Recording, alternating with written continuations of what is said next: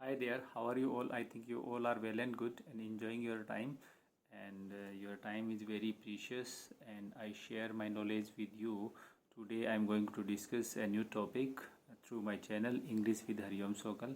तो आपका एक बार फिर मेरे यूट्यूब चैनल पे स्वागत है, इंग्लिश विद हरिओम सोकल। तो आज का जो मैंने टॉपिक लिया है वो है द पास्ट परफेक्ट टेंस। इसको हम परफेक्ट बोलते हैं, नो प्रॉब्लम, बोलिए इसे, लेकिन जो एक्चुअल में इसका जो बोलने का तरीका है, बोल उच्चारण जो है इसका, that is called pronunciation in English, that is perfect.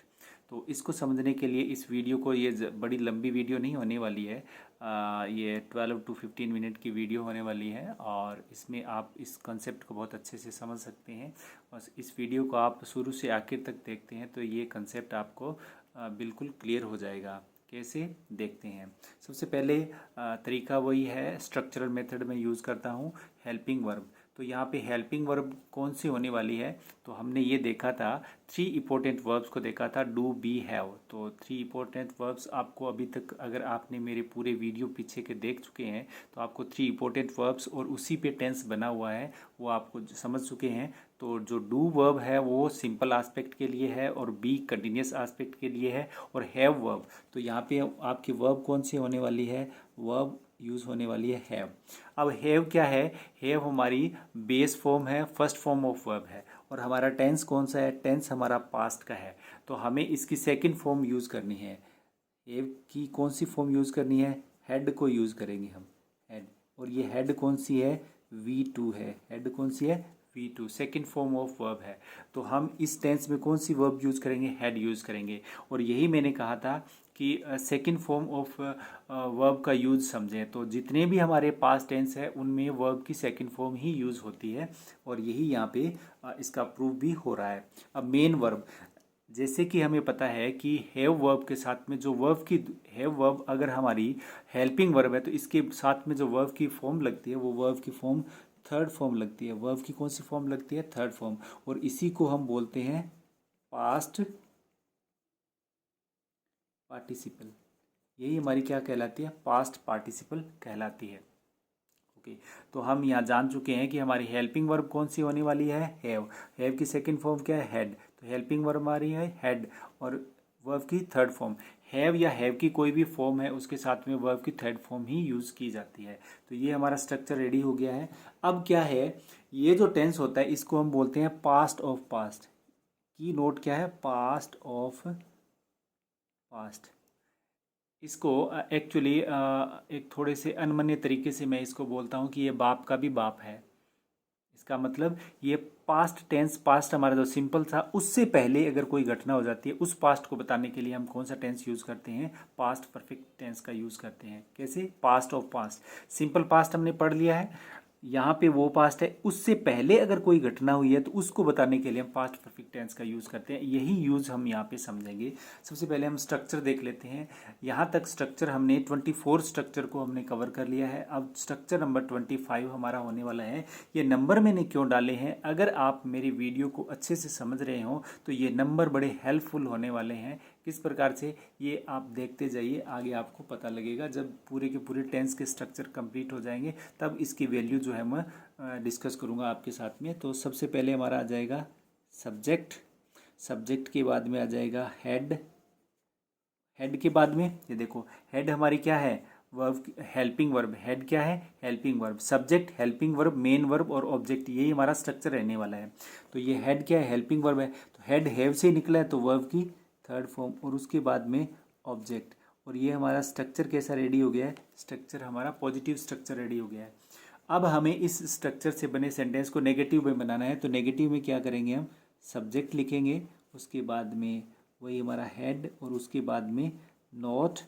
ये देखो 1 2 3, मैंने क्या बताया, नोट कौन सी पोजीशन लेता है, थर्ड पोजीशन लेता है।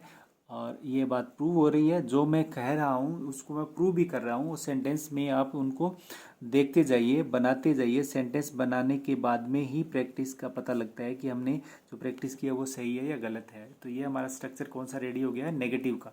अब हमें वही बनाना है इंट्रोगेटिव स्ट्रक्चर। तो हेड को बाहर ले आओ, सब्जेक्ट को अंदर डाल दो, तो ये हमारा हो गया हेड, सब्जेक्ट, V3 ऑब्जेक्ट, और ये क्वेश्चन मार्क। ये हमारा क्या हो गया, क्लोज एंडेड क्वेश्चन रेडी हो गया, स्ट्रक्चर रेडी हो गया, सेंटेंस इसको फ्रेम करके बनाते हैं। अब हमारा क्या है, WH वर्ड। WH वर्ड के बाद में हेड लगाएंगे, सब्जेक्ट लगाएंगे, ये सब्जेक्ट है, उसके बाद में V3 ऑब्जेक्ट, और उसके बाद में क्वेश्चन मार्क। अगर इनको नेगेटिव बनाना है तो 1 2 3 पोजीशन पे नेगेटिव डालो, WH को काउंट नहीं करेंगे, 1 2 3 पोजीशन पे नोट डालो, ये नेगेटिव भी बन जाएंगे। अब ये पास्ट ऑफ पास्ट का क्या फंक्शन रहता है वो भी हम सीखेंगे। सबसे पहले हम क्या कर लेते हैं, इसके सिंपल जो हमारे सेंटेंसेस के एग्जाम्पल रहते हैं वो लेते हैं। और मैंने एक वर्ब ले रखी थी, वर्ब थी प्ले। वर्ब कौन सी थी, प्ले वर्ब को डिस्कस किया था। तो प्ले वर्ब से 24 सेंटेंसेस हम बना चुके हैं। अब हम 25th नंबर सेंटेंस बनाएंगे। अब देखो एक ही वर्ब है और एक ही वर्ब से वो सारे के सारे सेंटेंस बन रहे हैं, यही एक आर्ट है। This is called art to make sentence by using different structure and different aspect and different time of the tense. तो इस प्रकार से हम सेंटेंस जनरेट करते जाएंगे तो हमारे पास में सेंटेंस का बहुत बड़ा खजाना हो जाएगा। And that hidden treasure makes you able to speak in English. तो ये हो गया हमारा, ही हैड प्लेड फुटबॉल। वह फुटबॉल खेल चुका था, यानी कोई भी पास्ट का इवेंट था उसके अंदर उसने एक गतिविधि खेलने की शुरू की और उसको वो पूरी कर चुका था। तो ये वाला इसमें चुका था, चुकी थी, चुके थे आते हैं हिंदी के, लेकिन वो कॉम्प्लिकेटेड रहते हैं, कोई उसको हमें स्ट्रक्चरल मेथड से हम समझ रहे हैं तो थोड़े से हिंदी के वर्ड्स को हम सीखते हुए चलेंगे और हम सीख जाएंगे, नो प्रॉब्लम। और 26 में अब अगर हमारे पास में एक सेंटेंस रेडी हो गया है, फिर इस स्ट्रक्चर को आप रेडी कर लो, इस स्ट्रक्चर को समझो और इसमें फ्रेम कर दो। ये देखो सब्जेक्ट, ये हमारी हेल्पिंग वर्ब, मेन वर्ब और ऑब्जेक्ट। अब क्या करना है, subject he had not played football. ये कौन सा बन गया हमारा, ये हमारा पॉजिटिव सेंटेंस है, ये हमारा नेगेटिव सेंटेंस है। अब इसी सेंटेंस को क्या करना है, हमें 27 नंबर पे बनाना है, इंट्रोगेटिव बनाना है। इंट्रोगेटिव बनाना है तो हम क्या करेंगे, हेड को पहले ले आएंगे, हेड ही प्लेड फुटबॉल, और ये लो, ये हमारा इंट्रोगेटिव बन गया। क्या वह फुटबॉल खेल चुका था, तो ये हमने एक क्वेश्चन पुट किया है, ये क्या है, यस नो टाइप का क्वेश्चन है। 28 नंबर स्ट्रक्चर में क्या आ जाएगा, वह क्या खेल चुका था। अगर हम व्हाट के साथ बनाएंगे, व्हाट हैड ही प्लेड। अब हम क्या है, फुटबॉल नहीं करेंगे, फुटबॉल तो हमारा आंसर है, फुटबॉल तो हमारा आंसर है, तो हम इतना ही लिखेंगे WH के साथ में, WH वर्ड के साथ में लिखेंगे, तो व्हाट के साथ में लिखेंगे। अगर हम यही वेयर के साथ में लिखते हैं तब हम फुटबॉल लिख सकते हैं। Where had he played football, where के साथ लिख सकते हैं, लेकिन व्हाट के साथ में फुटबॉल नहीं लिखेंगे, क्योंकि व्हाट क्या है, ये फुटबॉल इस व्हाट का ही आंसर है। तो आंसर और क्वेश्चन दोनों को एक साथ में नहीं फ्रेम करते हैं, इस बात का ध्यान रखना है।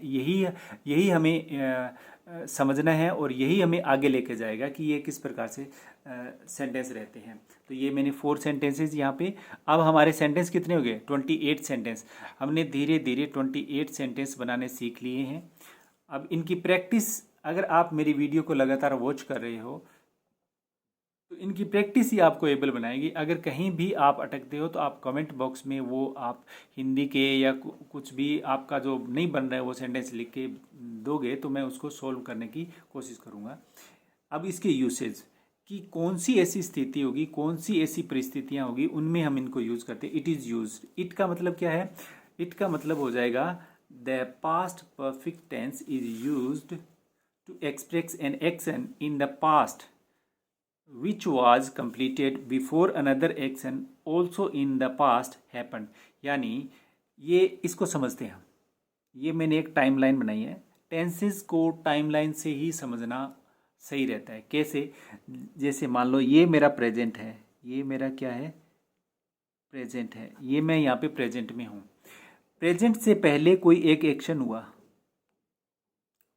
और इससे पहले एक कोई एक्शन हुआ, तो ये क्या कहता है, to express an action in the past, यानी कोई भी एक्शन एक पास्ट है, कंप्लीटेड बिफोर अनदर एक्शन, यानी एक एक्शन के कंप्लीट होने से पहले एक एक्शन क्या हो गया, कंप्लीट। तो ये वाला जो पहले एक्शन कंप्लीट हुआ है इसको तो हम लिखेंगे द पास्ट परफेक्ट टेंस में, और इसको हम लिखेंगे द पास्ट सिंपल टेंस में। अब हमारे पास में देखो, अब हमारे पास में एक ये सेंटेंस हो गया, एक ये सेंटेंस हो गया। अब इन दोनों सेंटेंसेस को जोड़ना है। जोड़ने के लिए हम क्या करेंगे? जोड़ने के लिए हम कंजंक्शन का यूज़ करेंगे। तो हमने यहाँ पे एक नई बात सीखी। इससे पहले वाला जो सेंटेंस जो आस्पेक्ट था द पास्ट कंटिन्यूस टेंस, वहाँ भी हमने यही देखा था। वहाँ पे हमारे जो सेंटेंस थे वो इक्वल थे, मतलब या तो हमारा पास्ट सिंपल का था और उसका कंटिन्यूस का था, और या फिर दोनों कंटिन्यूस के थे। यहाँ पे पास्ट का परफेक्ट है, और ये परफेक्ट ही क्या है? ये परफेक्ट ही हमारा, ये वाला परफेक्ट ही हमारा पास्ट ऑफ पास्ट है। देखो पास्ट ऑफ पास्ट किसी है, ये पास्ट और ये इससे भी पास्ट, इसीलिए इसको कहा जाता है, इसीलिए इसको क्या कहा जाता है? Past of past. ये कौन सा टेंस कहलाता है? Past of past. बाप का भी बाप इस टेंस को बोलते हैं।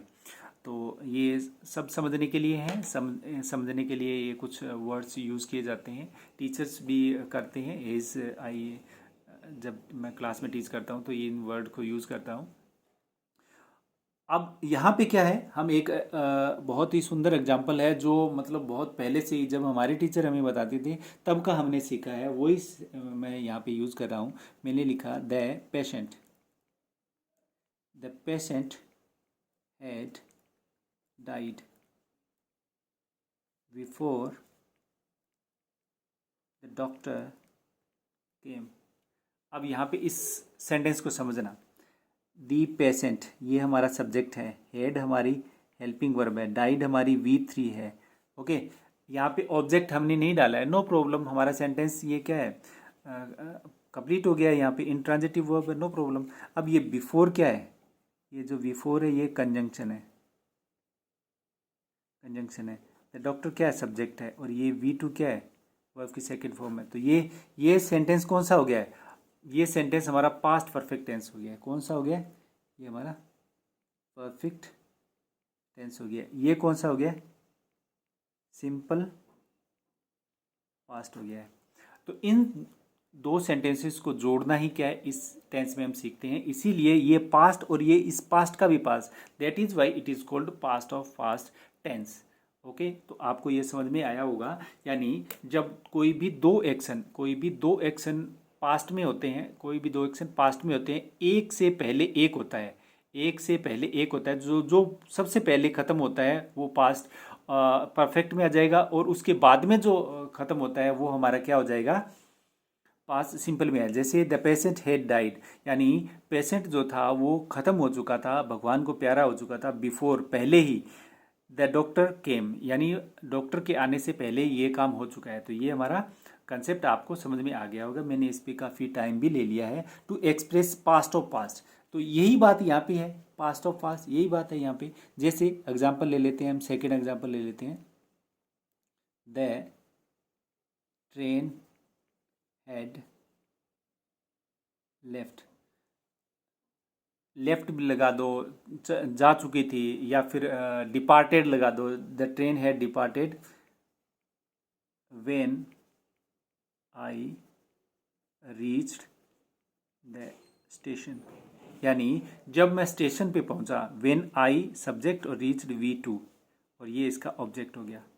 अगर मैं ये मेरा पास्ट टेंस हो गया, और ये हमारा क्या हो गया? The train had left, train जा चुकी थी जब मैं स्टेशन पे पहुंचा, यानी मेरे स्टेशन पे पहुंचने से पहले ही ट्रेन के जाने का काम हो चुका था। यही हमारा क्या है? पास्ट ऑफ पास्ट है। तो आई थिंक ये बात आपको समझ में आ गई होगी, और इसको आप प्रैक्टिस करेंगे तो बहुत अच्छे से समझ में आ जाएगा। To express two action completed in the past, action completed first takes the past perfect tense and the action which completed afterward take the past indefinite tense.